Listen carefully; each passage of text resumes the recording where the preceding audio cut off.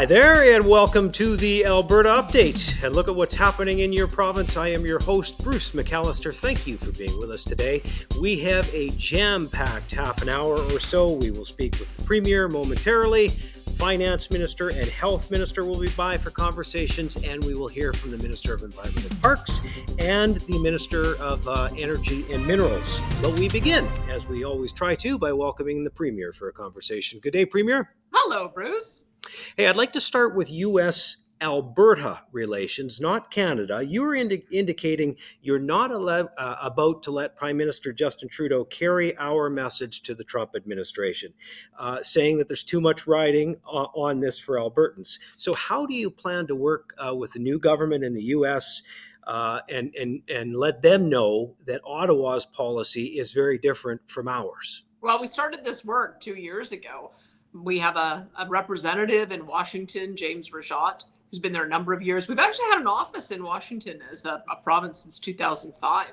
And in the last couple of years, it became very obvious to me that no one could tell the Alberta story better than the Alberta Premier and all our Alberta ministers. So all of our ministers have been out building relationships with governors, with congressmen, and we hope increasingly with the new administration. And so we've got a number of different events that are planned in the United States. And the big message that we have is that we are the best friend and ally and neighbor that the United States could hope to ever have. In Alberta in particular, we've got $188 billion worth of cross-border trade between Alberta and various U.S. states. If they're looking for a safe, secure supply of anything from energy to food to any of the raw materials that they need to continue to fuel their economy, they should look no further than their friend up north. So that's the message that we're putting through, and I'm seeing increasingly that the other premiers are taking the same approach. Premier, safe to say you will probably be trying to get down to the United States when you can to meet with that administration. Anything on the horizon you can share at this point? I'd fully expect that I'll be down there every month. So next month, the Western governors are having a meeting, so I'll be going to that. The following month in January is the inauguration. I'll be going to that, but then also having a number of meetings that are going to take place through the course of that week. There's a national governors conference in February that I intend to go to. I've just been invited to join the Governors Council on Energy Security with 12 other governors that is going to be meeting at the same time. And then I'll be going back to CIRA Week in Houston, because that's the best opportunity for us to tell the world about the incredible story that we have here. We have 200 billion recoverable reserves for oil. We've got 200 trillion cubic feet of gas. We've got ample natural gas liquids. We've got some of the best pore space on the planet for carbon capture. And we've got a really good story to tell. So I'll be looking for every opportunity to be able to get out there and tell it. All right. Listen, the Prime Minister, Justin Trudeau, just announced a rebate, a break on GST for certain goods for a 2-month window, sort of mid-December till mid-February. A lot of criticism coming out about this, not because you're given a tax break. I think most people support that, but because of what he's doing and how he's doing it. What is your reaction to what you're hearing out of Ottawa? Well, I really sympathize with consumers, with the affordability crisis, but I don't know if you could imagine a more convoluted, complicated, and counterproductive way of trying to deliver a break. Just look at CFIB talking about how everybody is now going to hold on their Christmas shopping until after December 14th, or they're going to buy goods now and return them so that they can get the rebate. I think that goes exactly counter to a good policy. The very simple way of addressing this issue, especially as we get into the winter months, where the days are shorter, so you need your lights on more, and the days are colder, so you need to use your home heating, is to eliminate the carbon tax. We've been arguing for that for many months. Years, in fact. We've been taking them to court to try to get that carbon tax reprieve. If they really want to put more dollars into the pockets of everyday Canadians, that's the way to do it. Instead, they're putting forward a policy which is clearly a last gasp effort to try to get the NDP to continue propping them up so that they can continue governing for any number of additional months. And I'm of the view that at this point, let's just have an election. If they truly think that this is the agenda that Canadians want, then they should face the people and get a new mandate, because they are losing support all over the place. And these last moves look incredibly desperate and counterproductive. Yeah, they sure seem political, that's for sure. Former Prime Minister Stephen Harper was appointed as chair to the Amco board in the province. For those not familiar, that is the Alberta Investment Management Corporation. Can you speak to that appointment and also the changes that your government's made at Amco? Well, one of the things that we want to do is make sure that people have a lot of confidence in the entity that is investing pension dollars on behalf of all of our public service. And we had heard complaints. We'd heard some concerns that the costs were too high and the returns for the costs were just not matching. And so we believe that Stephen Harper, who has been not on the private sector or in the private sector for the last 9 years, has an incredible resume. He's a master economist and also spent many times in the think tank world. But then, did a little stint as our prime minister, and so he was the head of a G7 country. He saw us through the market collapse that happened with the financial collapse better than I think any other country in the world. Our banks emerged very strong from that, and he also has experience in negotiating trade deals all around the world. I don't think that there's a single boardroom that Stephen Harper would not be able to get into. And so I think he's the perfect person to be an emissary and an ambassador, and also be able to attract interest in what is happening in our province, and also make sure that we're getting the very best returns. Yeah, just a ton of international respect for Mr. Harper, as you point out. Hey, one more, and I'll let you get back to it. The quarterly update announced by your finance minister, who will join us in a couple of minutes to flesh it out more. But I want to ask you your take on a surplus that was larger than you would have expected, but also keeping in mind that the price of oil is not where you'd like it to be. So comment on where we are and the path forward. Well, right now, let's remember that WTI oil is trading below $70 and has been for the bulk of the last couple of months. We need $74 on average for us to balance our budget. So we had a good 6 months where those prices were higher, but it's very unpredictable what is going to happen between now and the end of the year. So my finance minister has always been very prudent. He wants to make sure that we don't spend money we don't have. He wants us to run a balanced budget. And then at the end of the year, if we're fortunate enough to have a windfall surplus, we've got a strategy to reduce debt, put money into savings, and then be able to address spending pressures with one-time spending. So I support the finance minister in being prudent. We've been fortunate for the first 6 months of the year, but we can't just cross our fingers and hope that continues the rest of the time. We've got to do that kind of sound budget planning, because next year, if these prices do remain consistently low, it's going to be a very different picture, and we don't want to raise expectations that we can't deliver on. So I think that the finance minister's done a really good job of maintaining expectations in such a volatile world. All right. We'll talk to him in a few minutes for more on that. Premier, as always, thanks for this, and we'll see you next week. Thanks, Bruce.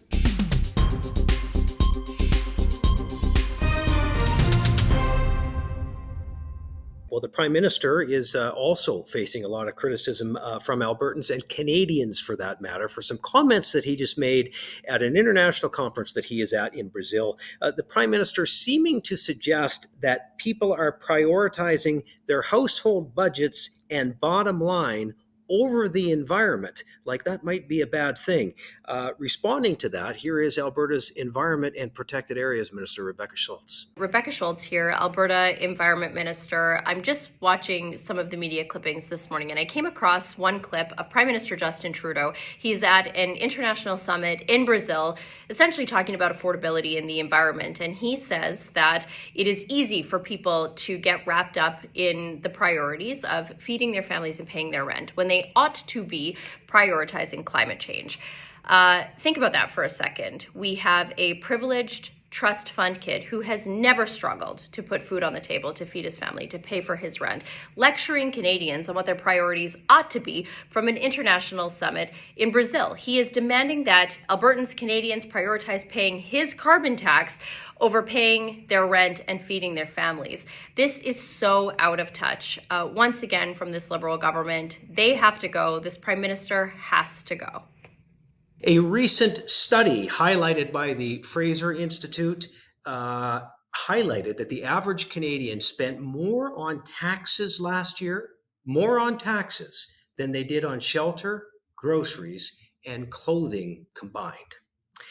Well, as Premier and I just discussed, the province's quarterly financial update was just released. There is good news and there is caution. Joining us to talk about that and much more is the busiest finance minister and president of Treasury Board that the country has. There is Minister Nate Horner. Good day, Minister. Thanks for taking some time to join us. A good day. Nope. I'm glad to be with you, Bruce. Appreciate the time. Listen, you delivered your Q update and your Q2 update, pardon me. Let's start with this just an overall response. What are the key takeaways? What's your highlight of that update? Well, I guess the big headline piece is that it's definitely an increase, strengthening of our fiscal position in this year. We're predicting a $4.6 billion surplus, which is about a $4.2 billion increase from budget, and a substantial increase from Q1, built largely on strengthening economy is one big piece. The population surge. We have seen an increase in forecasted tax revenue, but also in oil production, we've seen an increase. The narrower light heavy differential on oil has been helpful, and we're still above our budget mark of $74 for year to date on WTI.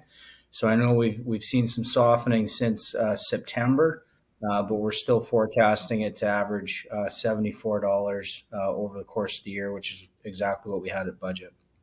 Minister, what's it mean going forward when you look at WTI where it is under 70?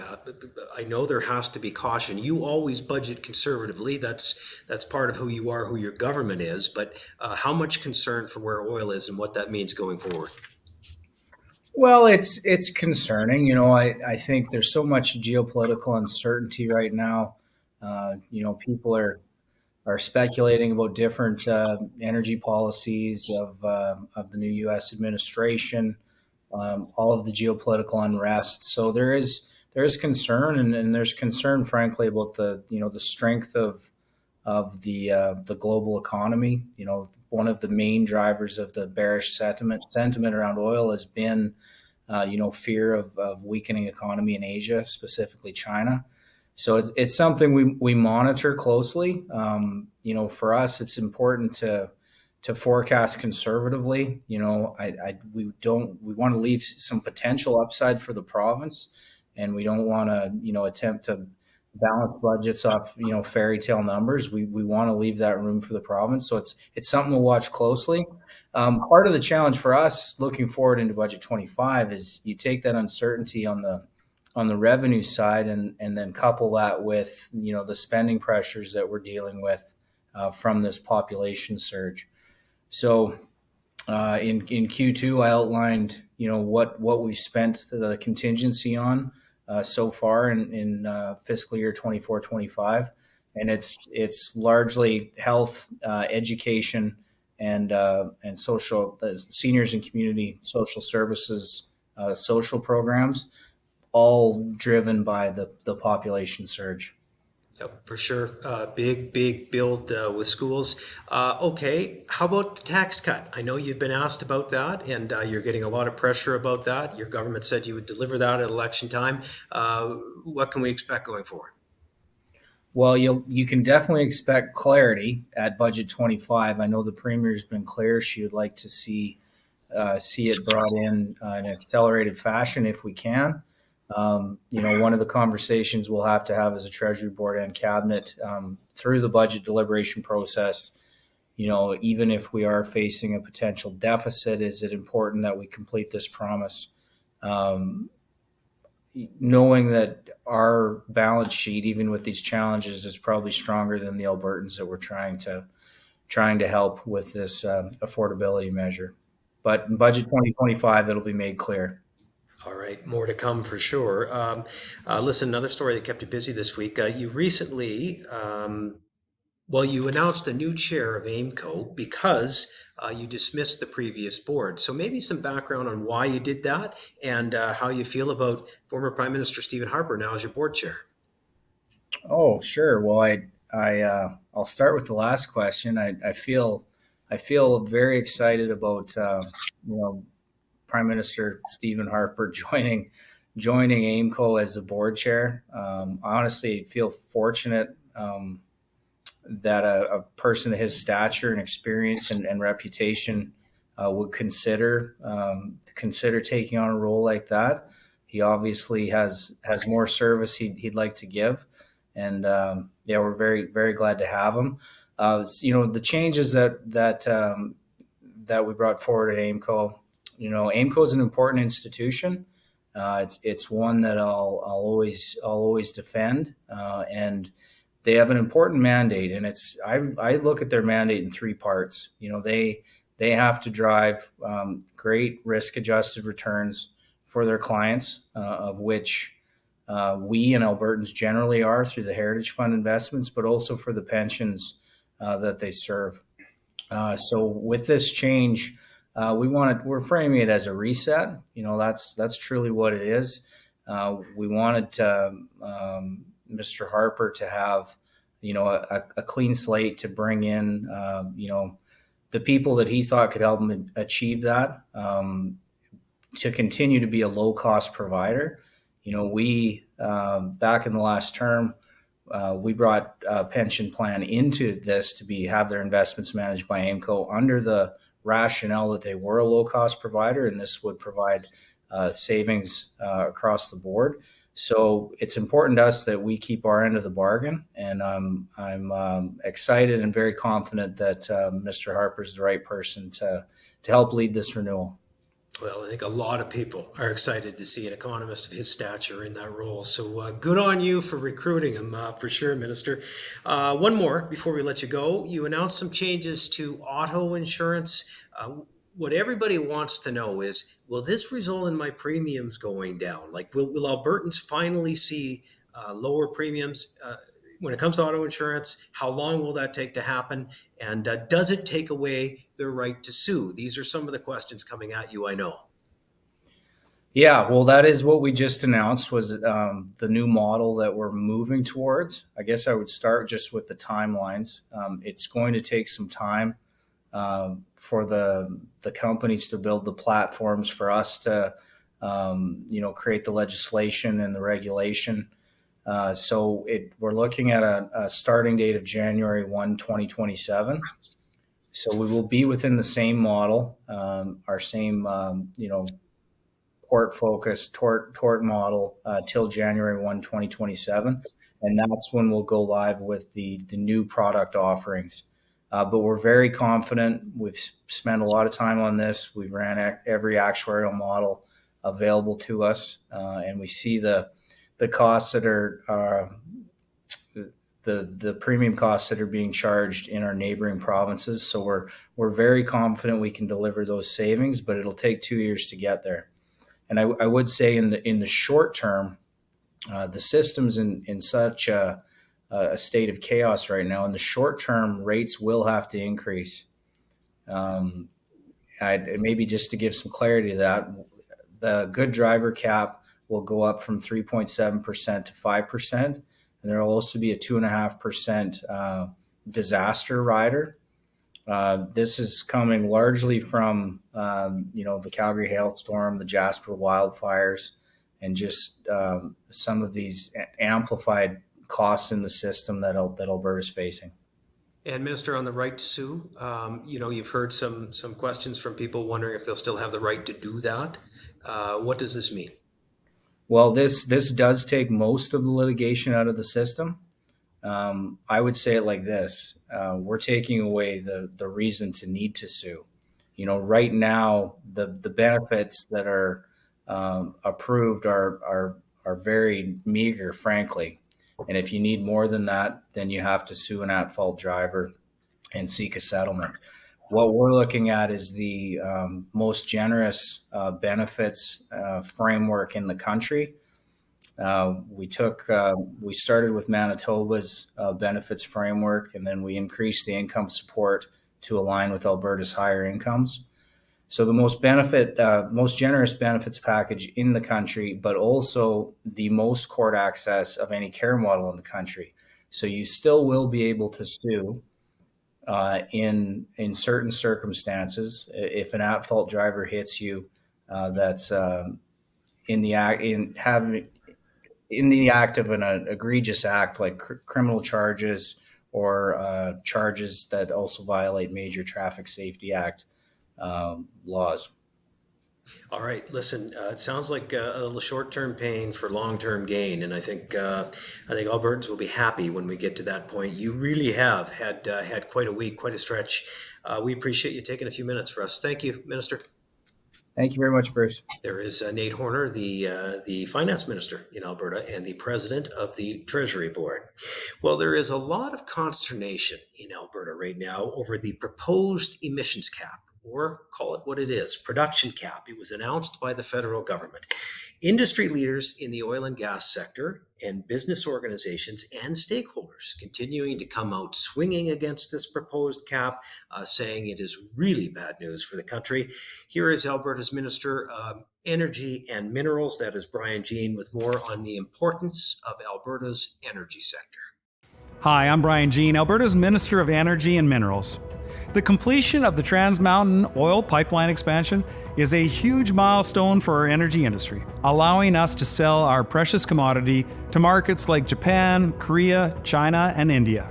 Markets we had limited access to before because of the lack of infrastructure. Now the TMX triples the capacity of the original pipeline, now carrying 890,000 barrels per day of crude oil from Alberta's oil sands to British Columbia on the Pacific coast. And it's already making a material difference to the lives of Albertans and Canadians. Naturally, with it being such a great success, our anti-oil and gas Prime Minister, Justin Trudeau, wants to take credit for it. We still, right now, live in a world that relies on oil and gas. So expanding the Trans Mountain pipeline is about getting more export markets and actually increasing the value for Canadians of the oil and gas that is needed right around the world right now. That's like a fox taking credit for the chicken eggs because, for once, he didn't eat the chicken. Now, Trudeau has never been a friend of oil and gas, never been a friend of Alberta, and he should stop patting himself on the back for a project he would rather have cancelled. Did you know that in his first 3 years as Prime Minister, Trudeau either cancelled, suspended, or put on hold 112 natural resource projects worth over $196 billion? That's a lot of jobs. Then he introduced Bill C-69, which gave his government even more power and even more reasons to cancel or stymie Canadian energy projects. To give you some idea of just how short-sighted Trudeau actually is, while he was busy telling everyone in the world that there was no business case for LNG in Canada, the US, they went out and built 7 LNG export facilities with 5 more in construction and an additional 15 given the green light. In that time, Canada has approved and built exactly 1 LNG export facility. There's no reason why Canada isn't leading the way on this sector and generating billions of dollars more for our economy, except we have a Prime Minister who's been doing his best to shut down Canada's biggest earner.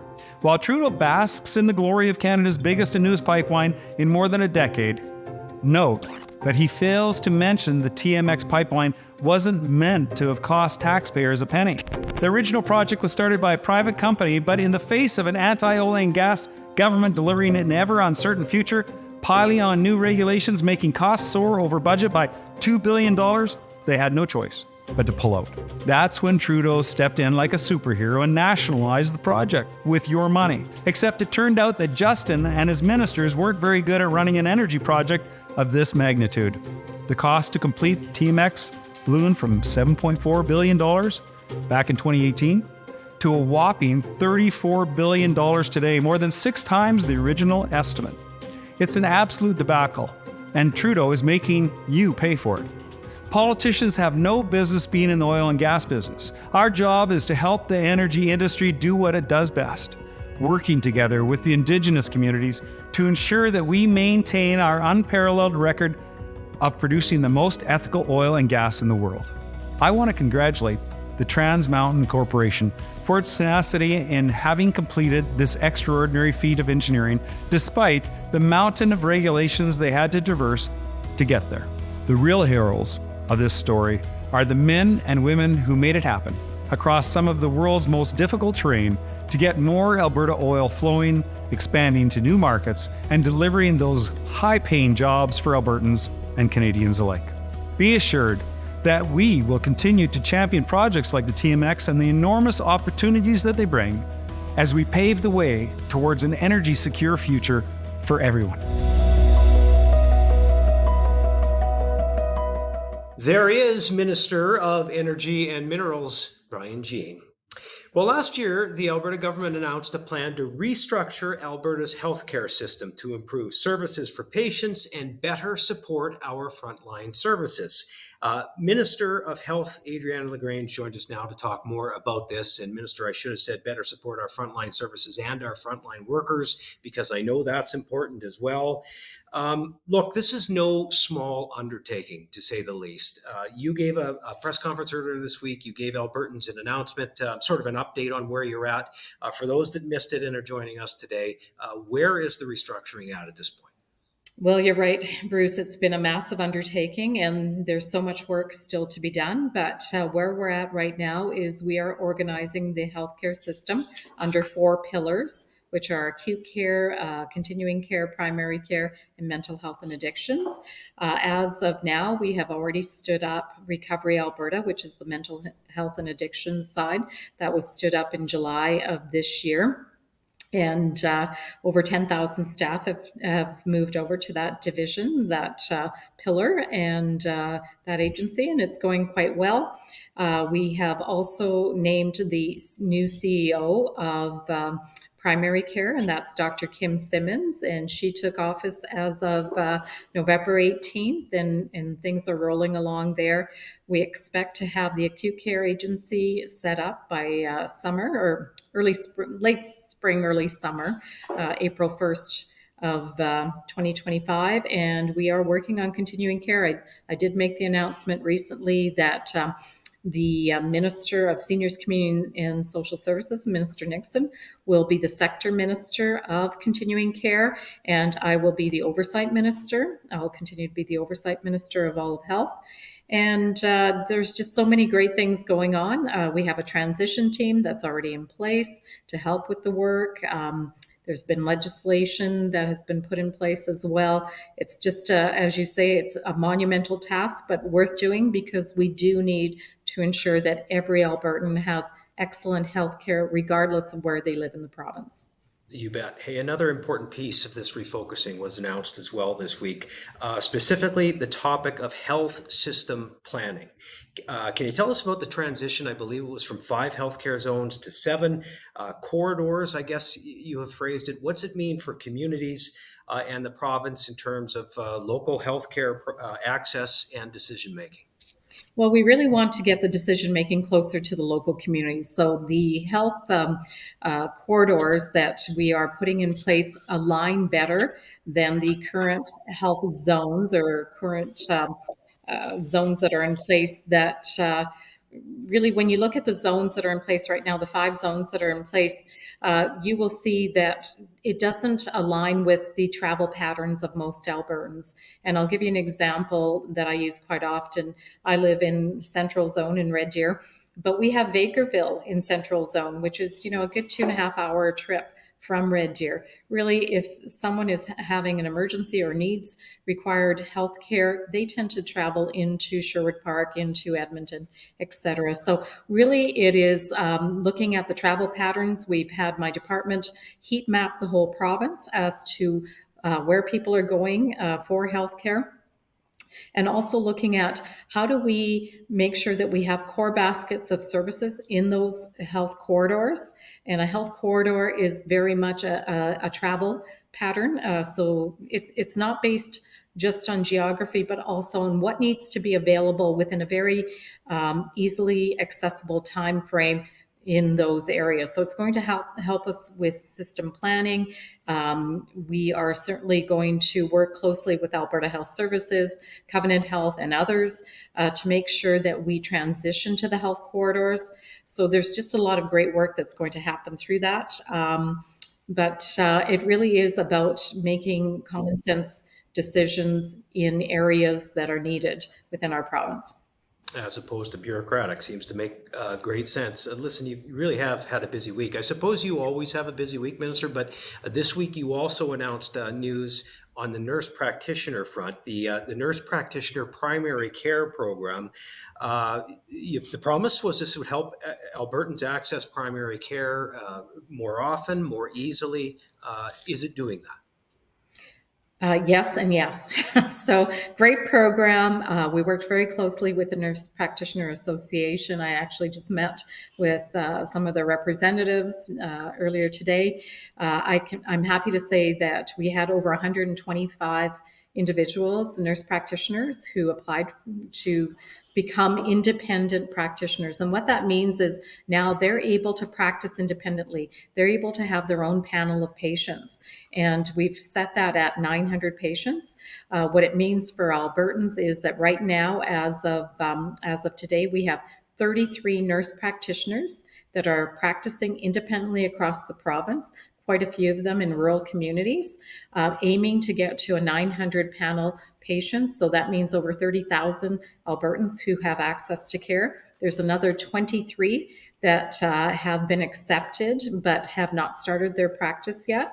That'll be happening very shortly. So that's approximately another 23,000.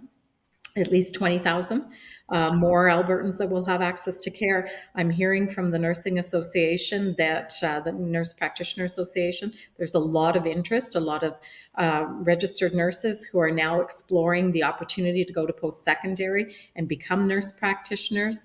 There's interest from other provinces. This is the first of its kind in all of Canada. So nurse practitioners in other provinces are looking to see how they can make it happen in their province, or perhaps even move to Alberta and help us with our primary care nurse practitioner programs. So there's a lot of exciting news on the horizon. I can also share that we had for the 50 spots at the U of A for nurse practitioner programming, there was over 1,000 registered nurses who applied for those 50 spots. So great excitement, great news. And what I'm hearing from patients who have nurse practitioners as their primary care provider, that they're really, really happy. Listen, great to provide more care for Albertans for sure, and great that Alberta is leading the way and is a model to other provinces. One more before I let you go, and this is sort of tough to quantify, but can you give us an idea, like if you're a patient, how are we seeing the improvements in the healthcare system? Is there quantifiable evidence, Minister, in terms of surgical numbers, increased capacity, those types of things?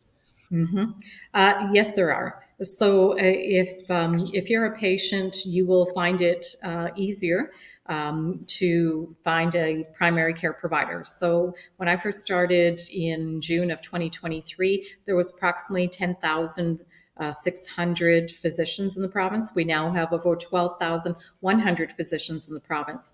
And there has been a good increase in the number of family practitioners. I just mentioned the nurse practitioner program and the exciting news there, so I won't repeat that. But we also have we're seeing that emergency room wait times are going in the right direction. We're still not where we need to be, but they are going in the right direction. We're doing more surgeries than we ever had. Last year in 23-24, we did approximately 304,000 surgeries in a year, and that was higher than the 290 some odd thousand that we were doing the previous year. This year, we're on track to do over 310,000 surgeries.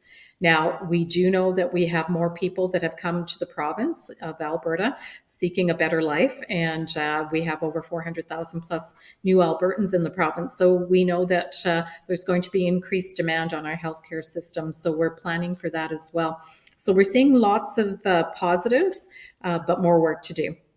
Well, as I said off the start of the interview, Minister, it's no small undertaking, the work you are doing. Thanks for doing it. Thanks for stopping by to chat with us today. We appreciate your time. Well, thank you so much, Bruce. I've got a great team, and we're going to continue to do that great work because Albertans deserve it. There is Health Minister Adriana LaGrange joining us on the Alberta Update. Well, there are some new and encouraging numbers that show just how hard the Alberta government is working to address the housing shortage in Alberta. The numbers from the Canadian Mortgage and Housing Corporation show housing starts for the period from January through October are up 34% in 2024 compared to the same period from last year. As part of this work, government recently launched a new online portal to help in these efforts. The Stop Housing Delays online portal is now available for developers and municipal authorities to help identify areas that are preventing fast and efficient residential construction. This portal will help government identify and address barriers to building homes across the province so that Alberta can continue building homes as quickly as possible. Alberta's government is stepping up to support the brave men and women who serve in our military by providing funding for helmets for hard hats. The government is providing $300,000 to the nonprofit organization to go toward helping veterans, reservists, and others bridge the gap between their military service and a potential career in the trades. The program offers safety certification, personal safety equipment, supervisory training, and employment referrals for service members who do not have existing training, certification, or backgrounds in the trades. Upon completion of the one-year skilled pathway program, each participant will become a member of a local trade union, going on to become an apprentice in one of Alberta's skilled trades. And that does it for this episode of the Alberta Update, a first-hand look at what's happening in your province. You can find us on YouTube or, of course, on the social media sites, and we will continue to bring you this service every week while the legislature is sitting, and every other week when it is not. So thank you for joining us again this week, and we look forward to seeing you again next time. Good day.